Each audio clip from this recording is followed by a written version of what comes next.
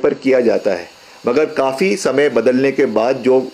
Post आज से 10-15 साल पहले क्रिएट की गई हो सकता है कि उसकी आवश्यकता आज ना हो। और जिस तरीके से आज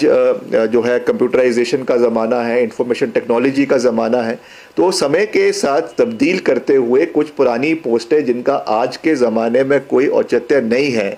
उसमें फाइनेंस डिपार्टमेंट ने ये सिफारिश की थी कि उनका नोमेनक्लेचर बदलकर उसकी जगह जो असली में रिक्वायर्ड पोस्ट हैं डिपार्टमेंट्स के अंदर जिनकी आवश्यकता है उनको हमें क्रिएट करना चाहिए, और उनका जो एक बजटरी एलोकेशन उनके लिए किया जा रहा है उनको नई पोस्टों के लिए करना चाहिए। इसको राजनीतिक रंग देने की जो कोशिश, असफल कोशिश आदरणीय जयराम जी या उनके साथी कर रहे हैं, मैं समझता हूँ ये बहुत दुर्भाग्यपूर्ण है। वो तो खुद प्रदेश के मुख्यमंत्री रहे हैं, खुद प्रदेश के वित्त मंत्री बतौर मुख्यमंत्री रहे हैं, वित्त विभाग उनके पास था, तो उनको तो इस चीज़ की जानकारी है, इस चीज़ की उनको जो है पूरी नॉलेज है कि किस तरीके से कभी कभी फाइनेंस के अपने व्यू पॉइंट्स रहते हैं फाइनेंस डिपार्टमेंट के, और जो कंसर्न डिपार्टमेंट हैं उनके अपने व्यू पॉइंट्स रहते हैं। हर चीज़ के लिए हमको फाइनेंस की क्लियरेंस चाहिए होती है, एफडी की क्लियरेंस चाहिए होती है, फिर ही जाके मसला जो है वो कैबिनेट में आता है।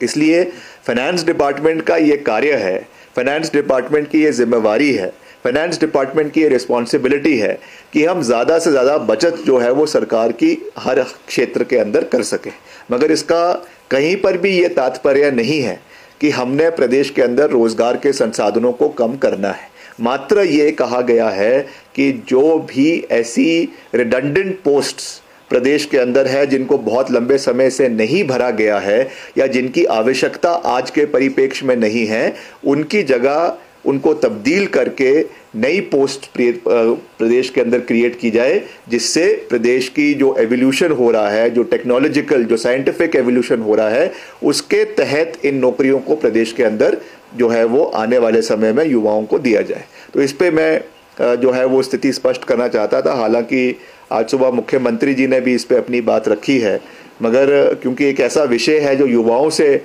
जुड़ा हुआ है, प्रदेश के भविष्यों से जुड़ा हुआ है, इसलिए इसके ऊपर स्पष्टता से बात करना और एक साफ पिक्चर जो है वो प्रदेश के लोगों के बीच रखना, ये हमारा दायित्व बनता है। और मैं फिर से ये विश्वास दिलाना चाहता हूं कि अगर कोई भी इसमें कोई शॉर्टकमिंग है, कोई भी अगर इसमें कोई ऐसी चीज़ है जिससे प्रदेश के लोगों के हित कहीं ना कहीं युवाओं के हित जो है वो दब रहे हैं, तो मैं ये विश्वास दिलाना चाहता हूं कि इस विषय को हम पूरी गंभीरता के साथ अगली कैबिनेट मीटिंग में उठाएंगे, और वहाँ पर जो भी इसके लिए इसमें मॉडिफिकेशंस, फर्दर मॉडिफिकेशंस करने की आवश्यकता होगी वो करे जाएगी। मगर अभी भी जैसा मैंने कहा है स्थिति बिल्कुल साफ है, मगर फिर भी अगर लगता है कि कुछ ना कुछ इसमें और तब्दीली करने की आवश्यकता है तो निश्चित तौर से युवाओं की आवाज़ को हम सरकार के समक्ष और कैबिनेट में हम उठाएंगे, ताकि युवाओं के हितों की रक्षा जैसे हमने हमेशा करी है वैसे आने वाले समय में भी करने का संपूर्ण प्रयास हम करें। इस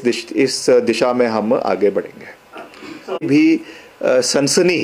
जयराम जी को नहीं फैलानी चाहिए। मैं जानता हूँ वो उस कुर्सी पे बैठे हैं जहाँ पे सनसनी फैलाना उनका दायित्व है, मगर जैसा मैंने कहा कि वो खुद प्रदेश के वित्त मंत्री रहे हैं, प्रदेश के मुख्यमंत्री रहे हैं, तो इस तरीके की बातें नहीं करनी चाहिए जिसका कोई औचित्य लोगों के बीच में नहीं है। ठीक है, जैसा मैंने कहा कि कुछ ऐसी पोस्टें हैं जो रिडंडेंट हो गई है, मगर उसके साथ साथ नई पोस्टों को क्रिएट करना भी हमारा दायित्व जो लगातार हो रहा है। हर कैबिनेट में नई पोस्ट क्रिएट हो रही हैं जिनका आज के परिप्रेक्ष्य में आवश्यकता है, लोगों में आवश्यकता है, तो उस चीज़ को देखा जा रहा है, उस चीज़ को समझा जा रहा है। तो कोई भी ऐसा निर्णय सरकार नहीं लेगी जिससे प्रदेश के युवाओं का भविष्य अंधकार में जाए। हम हमेशा प्रदेश के युवाओं के हित में खड़े थे,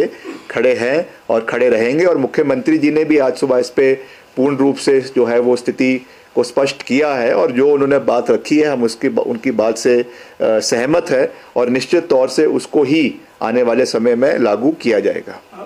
मैंने बिल्कुल स्थिति स्पष्ट जो है साफ कर दी है कि कोई भी ऐसी नोटिफिकेशन नहीं है, क्योंकि कई नोटिफिकेशन जो है वो in continuation of previous notification होती है। समय समय पर इस तरीके के नोटिफिकेशन, इस तरीके की ऑब्जर्वेशंस जो है वो फाइनेंस डिपार्टमेंट निकालता है, ये कोई नई चीज़ नहीं है।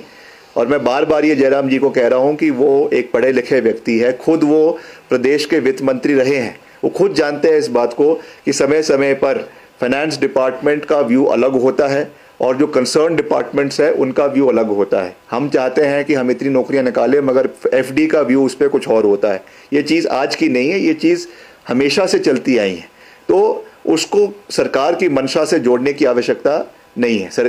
फाइनेंस डिपार्टमेंट हमेशा वो बात करेगा जिससे प्रदेश के जो है वो कोष में ज़्यादा से ज़्यादा राजस्व आए। मगर जो दूसरे डिपार्टमेंट्स है या मुख्यमंत्री है, उन्होंने ये भी देखना है कि साथ में जो वेलफेयर स्कीम्स प्रदेश की है वो चलती रहे। तो हो सकता है उसका संज्ञान एफडी के साथ, फाइनेंस डिपार्टमेंट के साथ मेल ना खाता हो, मगर ये चीज़ें तो ऐसा नहीं है कि आज पहली बारी हुई है। ये तो एक नॉर्मल प्रोसेस है जो चलते आया। पुरानी नोटिफिकेशन जिसमें भाजपा की सरकार की भी है, धूमल साहब की सरकार की भी है, 2012 की, जब धूमल साहब का आखिरी साल था उनकी सरकार का, उस समय की भी नोटिफिकेशन है कि ये ऐसा ऐसा काम होना चाहिए। तो ये तो एक रेगुलर प्रोसेस है, क्योंकि फाइनेंस डिपार्टमेंट का, जैसे मैंने कहा, अपना व्यू होता है, मगर सरकार का अपना व्यू है, और सरकार का जो व्यू है वो कैबिनेट का व्यू है, मुख्यमंत्री का व्यू है, और हमको उसके साथ आगे बढ़ने की आवश्यकता है। 5 लाख नौकरियों लिखा है जो इनका जो नोटिफिकेशन है कि इसमें जो है आपकी only those redundant post are to be abolished which are of no more use in the said department organization of the government. Apart from this, it may, if any other posts are to be created afresh, even with changed nomenclature as per their needs requirements, complete proposals to be moved to FD, the finance department, immediately through usual mechanisms so that proper budget could be sanctioned against them in advance. तो इसमें कहीं भी ऐसा नहीं लिखा गया है कि हम